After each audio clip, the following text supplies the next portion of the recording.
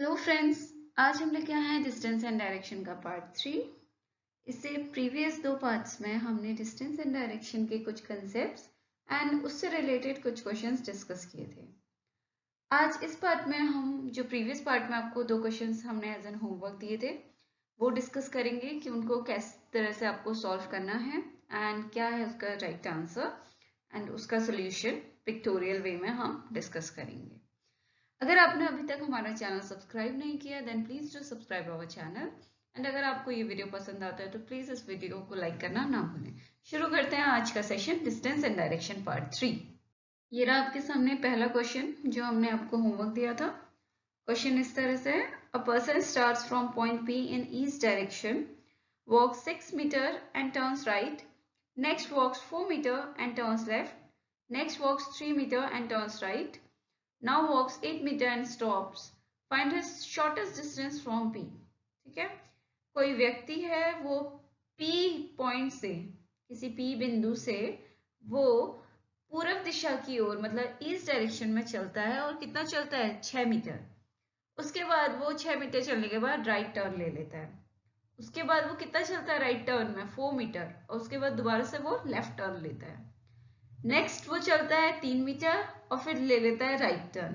Right turn में चलता है 8 मीटर और उसके बाद वो रुक जाता है। तो बोल रहा है कि शॉर्टेस्ट डिस्टेंस बतानी है पी से कितनी है। तो देखते हैं इसका सोल्यूशन हम किस तरह से करेंगे। जैसा आप सभी लोगों को पता है, मैंने आपको इससे पहले के दो लेक्चर्स में भी बताया था कि कभी भी अगर आपको डिस्टेंस एंड डायरेक्शन के क्वेश्चन सॉल्व करने हो तो आप लाइन बाय लाइन चलेंगे। लाइन बाय लाइन मतलब जो जो चीज जैसे से दी गई है आप उस तरह से उस चीज को बनाते रहिए एंड आपका सोल्यूशन आ जाएगा। ठीक है, सबसे पहली चीज देखिए इसमें पूछा क्या है। इसमें पूछा है शॉर्टेस्ट डिस्टेंस। आपको मैंने इससे प्रीवियस वीडियो में बताया था कि शॉर्टेस्ट डिस्टेंस पूछी जाती है तो आप कौन सा फॉर्मूला अप्लाई करेंगे। वहां पे आप अप्लाई करते हैं पाइथागोरस थ्योरम। ठीक है, अब देखिए ये सामने आपके एक पिक्टोरियल मेथड कि किस तरह से मैंने सॉल्व करा इसे। ठीक है, अब मैं आपको ये बताऊंगी कि इसको वन बाय वन कैसे करना है, मतलब लाइन बाय लाइन जैसे मैं आपको समझाती हूँ कि लाइन बाय लाइन आपको सॉल्व करना है वो चीज कैसे एग्जीक्यूट करनी है। ठीक है, देखिए सबसे पहले लाइन क्या बोली है, a person starts from point P। यहाँ पर रुक जाइए, पर्सन शुरू कर रहा है पॉइंट P से। सबसे पहले हमने फर्स्ट वाली डायग्राम में देखिए पॉइंट P बना दिया है। ठीक है, अब बोल रहा है in east direction, east direction में चल रहा है and walk 6 metre. East direction में हमने चला दिया और उसको कितना चलाया 6 मीटर।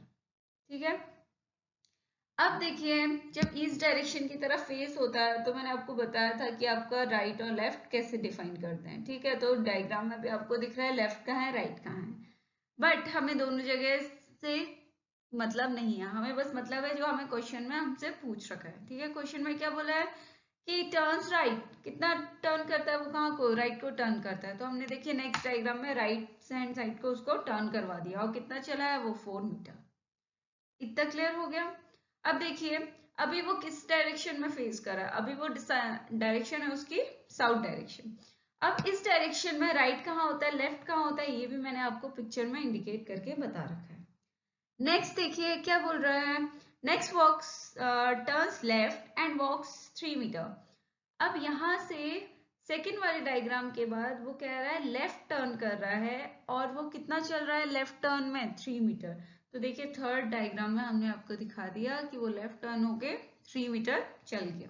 क्लियर, इतना यहाँ तक हमारा क्वेश्चन सॉल्व हो चुका है। ठीक है, नेक्स्ट बताइए क्या दे रखा है, turns right and walks 8 metre. ठीक है, अब देखिए यहां से थर्ड वाले डायग्राम के बाद फोर्थ में देखिए, फोर्थ में आपको फिर से क्या मिल रही है, आपको ईस्ट डायरेक्शन मिली। ईस्ट डायरेक्शन का लेफ्ट राइट आपको पता है कहाँ है, बट वो किधर साइड को मुड़ रहा है राइट टर्न ले रहा है। राइट टर्न लिया उसने फोर्थ वाले डायग्राम में एंड कितना चल गया 8 मीटर। ठीक है, अब जो आपको लास्ट डायग्राम दे रखा है देखिए उसमें आपको इंडिकेट कर रखा है कि ब्लू वाली जो लाइन है आपकी उससे इंडिकेट कर रखा है कि आपको पी से लेके जो एंड पॉइंट है वहां तक की डिस्टेंस निकालनी है। और आपको कौन सी डिस्टेंस निकालनी है, आपको निकालनी है शॉर्टेस्ट डिस्टेंस। ठीक है, अब देखिए लास्ट वाले डायग्राम को देखिए आप, आपको पता है शॉर्टेस्ट डिस्टेंस निकालनी होती है तो आपको क्या लगाना पड़ता है पाइथागोरस थ्योरम। क्लियर इतना। अब पाइथागोरस थ्योरम तो आप लगा लोगे, आपको हाइपोटेनस दिख रहा है कि P से एंड पॉइंट तक वो एक तरह से हाइपोटेनस बन रहा है, बट क्या आपका बेस और परपेंडिकुलर बना हुआ है? यहाँ पे नहीं बना है। देखिए आपसे क्वेश्चन में पूछा है कि आपको शॉर्टेस्ट डिस्टेंस निकालनी है। शॉर्टेस्ट डिस्टेंस निकालने के लिए हमें पता है हमेशा क्या करते हैं, हम पाइथागोरस थ्योरम अप्लाई करते हैं। ये भी पता है पाइथागोरस थ्योरम आपकी लगती है राइट एंगल ट्राइंगल में।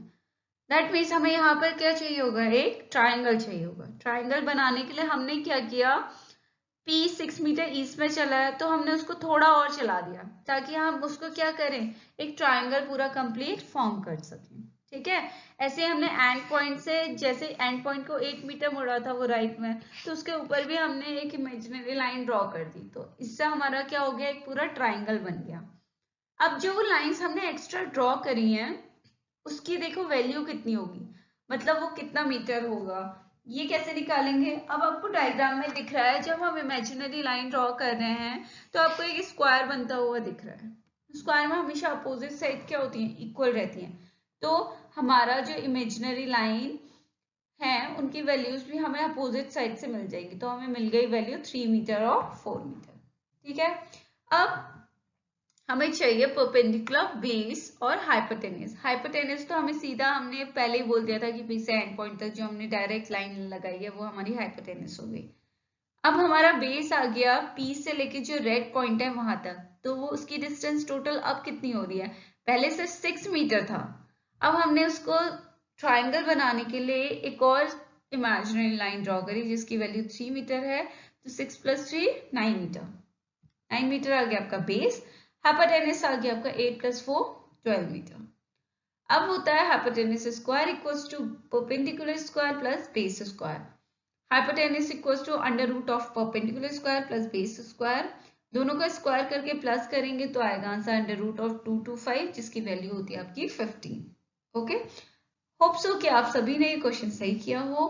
एंड अगर आपको ये क्वेश्चन सही नहीं हुआ है, प्लीज इस सॉल्यूशन को ध्यान से देखिए, क्योंकि इस तरह के क्वेश्चन से वैल्यूज चेंज करके आपको बहुत ज्यादा एग्जामिनेशंस में देखने को मिलेंगे।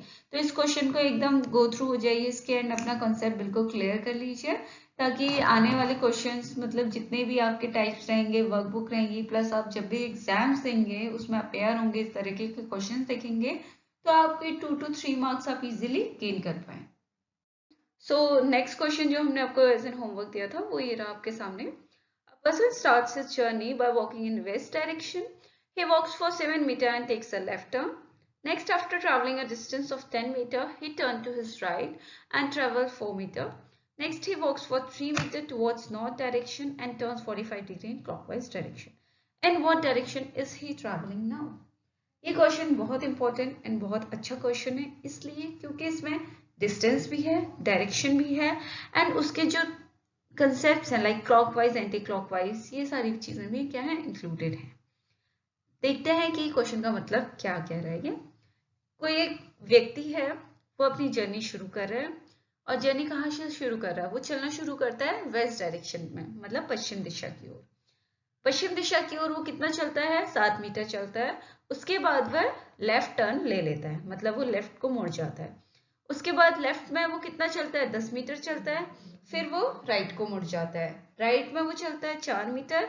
फिर से वो नॉर्थ को मुड़ जाता है, नॉर्थ को कितना मुड़ता है, 3 मीटर। और वहां से वो टर्न करता है 45 डिग्री। 45 डिग्री का क्लॉकवाइज डायरेक्शन में, मतलब जिस दिशा में घड़ी घूमती है उस दिशा में वो 45 डिग्री चलता है।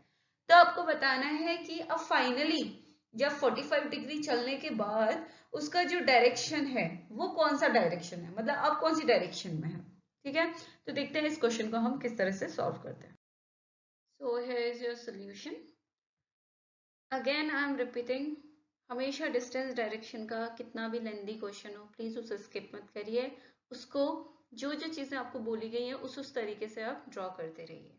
सबसे पहले हमें क्या बोला गया था कि पश्चिम दिशा में वेस्ट डायरेक्शन में कितना चलता है, 7 मीटर। तो देखिए हमने पहले डायग्राम में बना दिया उसको, वेस्ट डायरेक्शन में 7 मीटर। उसके बाद लेफ्ट टर्न ले रहा है। अब हमें पता है जब वेस्ट की साइड फेस होता है तो राइट कहाँ होता है और लेफ्ट कहाँ होता है, लेफ्ट आपका हमेशा साउथ डायरेक्शन की तरफ बनता है। तो लेफ्ट चला दिया, और कितना चला दिया हमने, 10 मीटर। उसके बाद बोला था उसने कि 10 मीटर के बाद भी वो राइट टर्न लेता है। अब 10 मीटर के बाद हमने देखिए थर्ड डायग्राम में उसे राइट टर्न चलाया, कितना चलाना था 4 मीटर, ठीक है 4 मीटर चला दिया। इतना हो गया क्लियर, इतना क्वेश्चन हमारा सॉल्व हो गया। नेक्स्ट देखते हैं।